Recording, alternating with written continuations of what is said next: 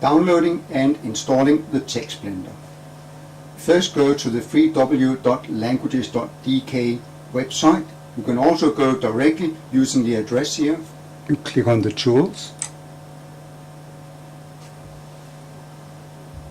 And the tool to look at is the TextBlender. I click on that one. And here it tells me that I can download, unzip and install and test the TextBlender. In this case it's version 2.05. The TextBlender will be updated whenever new facilities become available or if bugs have been found.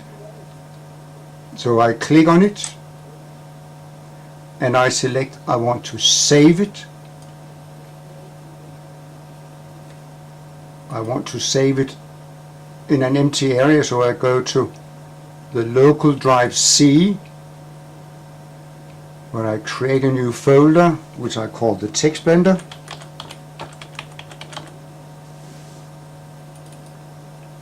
I then download the file by clicking Save. The next step is to open my Explorer to find the file that I have downloaded.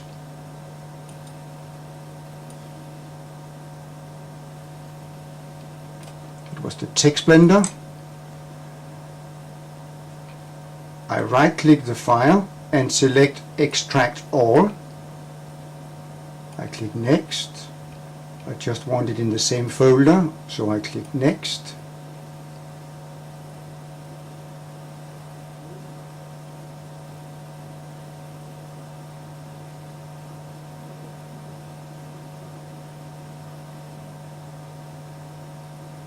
And I can now click Finish.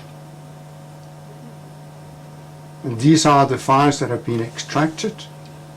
So I just need to click on Setup exe. I double click. And it starts installing.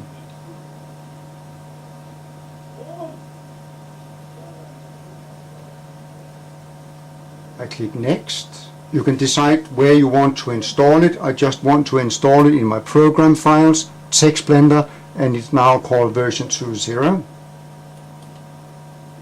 It does not exist, and I say yes. I have to select Typical.